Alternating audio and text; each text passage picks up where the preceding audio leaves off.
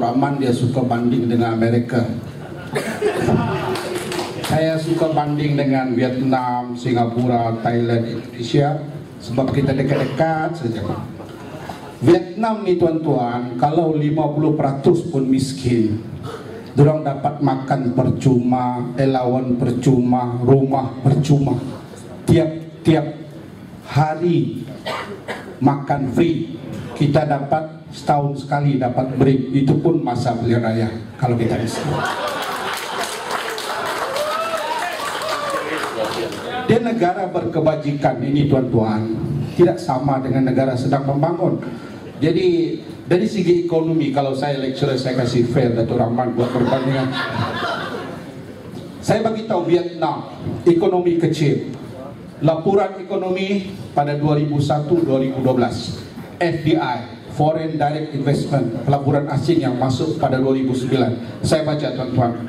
Singapura 15.3 bilion, Vietnam 7.2 bilion. Itu bukan ekonomi kecil tuan-tuan. Thailand 5 bilion, Indonesia 4.9 bilion, Malaysia 1.4 bilion.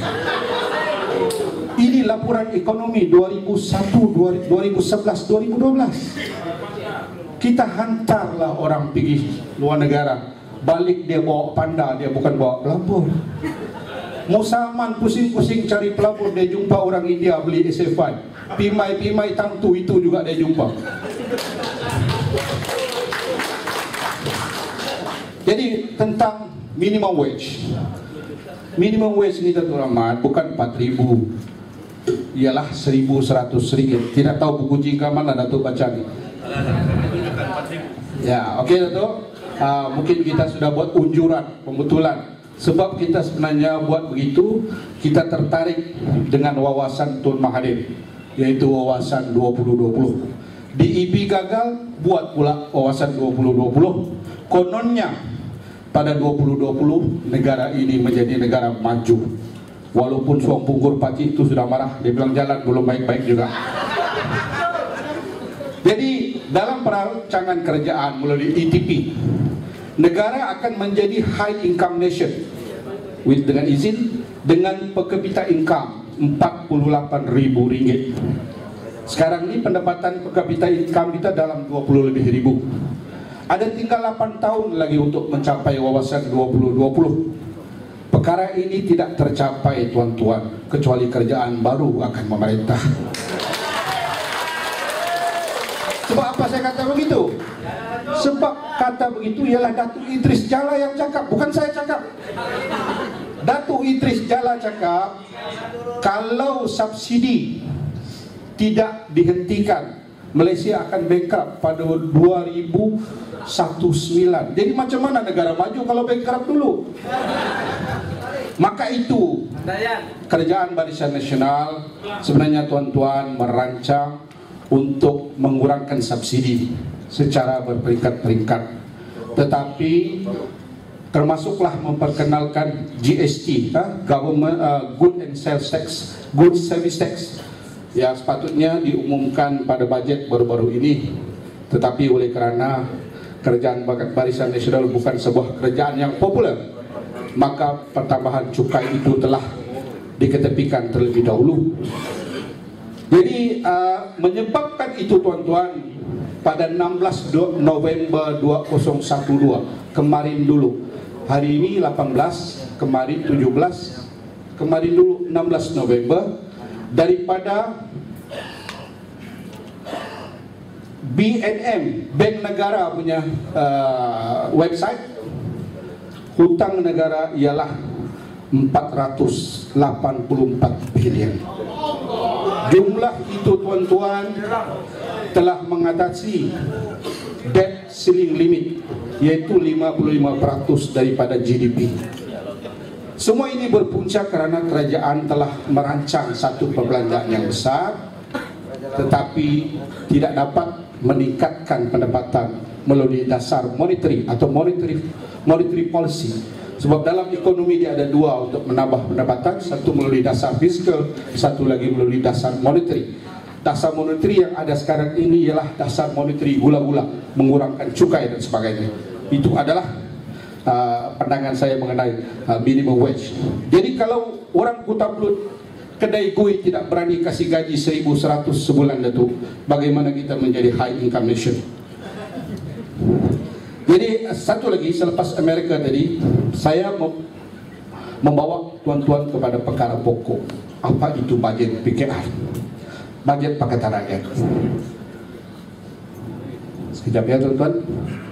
Matlamat budget Pakatan Rakyat ialah untuk menambahkan uang dalam poket rakyat.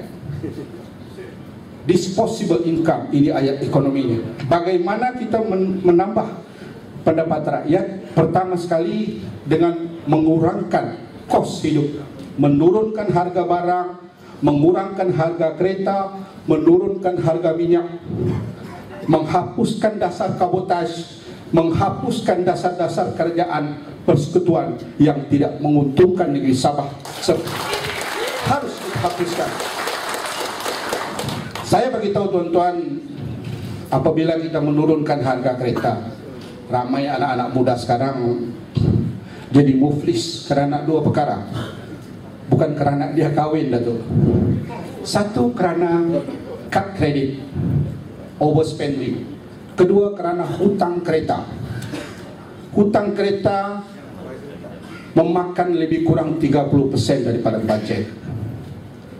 Kemudian itu hutang rumah, kita bayar loan rumah selain daripada pembelian lain. Jadi ramai anak muda ini bankrupt, muflis kerana hutang kereta. Kerajaan Pakatan Rakyat akan menghapuskan cukai excise secara berperingkat-peringkat. Permulaan kita akan kurangkan 20%. Dan juga AP yang sekarang ini 10.000 akan di open tender. Dengan sendirinya harga kereta akan murah. Tapi jangan cakap pula bila kereta murah nanti terlampau banyak kereta jadi jam. Sebenarnya itu teori orang kampung. Teori ekonominya, garam itu murah. Orang tidak beli 2 karung garam di rumah. Kereta ini satu keperluan. Jadi bila kereta murah, yang kereta orang Proton di suara buruk tu, dia tukarlah dengan Myvi. Jadi bila dia pakai Myvi di jalan raya, tidaklah dia blok kereta orang sebab dia sudah laju. Sebelum ini Proton di suara jalan terhenjut-henjut sebab selalu jalan di jalan raya yang tidak begitu baik. Inilah punca. Jadi saya tertarik dengan Datuk Rahman tadi. Sebenarnya saya ingat 2 bulan lepas Datuk, masa satu jamuan hari raya di rumah Datuk Musbah, saya duduk dengan Datuk Rahman. Dia kata, Muslim, saya tanya kamu, seperti dia tanya tadi, bagaimana pendekatan Pakatan Rakyat untuk membasmi kemiskinan? Mana dia punya dasar, mana dia punya pendekatan? Saya cakap dengan dia sebab bising sangat. Saya bilang, Datuk, saya tidak kasih tahu kau. Hari ini saya kasih tahu, inilah masalah. Tuan-tuan, membasmi kemiskinan ini, orang-orang yang hebat ialah Profesor Engku Aziz. Profesor Engku Aziz ni seorang pensyarah Muslim Melayu. Dia punya pendapat tentang kemiskinan dimasukkan dalam satelit dan dihantar ke angkasa lepas. Jadi 6 orang saja di dunia yang mempunyai pandangan tentang bagaimana kita basmi kemiskinan. Kalau dunia ini hancur pun dan hidup manusia balik, kalau satelit itu jatuh, maka diambillah pendapat Profesor Engku Aziz. Dan pandangan Profesor 1 minit bagi saya. Bagi sebab kami belum memerintah, bagi 1 minit. Jadi apa yang Pakatan Rakyat buat, sebenarnya BN buat sekarang ini adalah yang terbaik dasarnya. Tapi tuan-tuan, bukan dasar orang tengok. Yang orang tengok hasilnya semata-mata gagal. Sekian, terima kasih.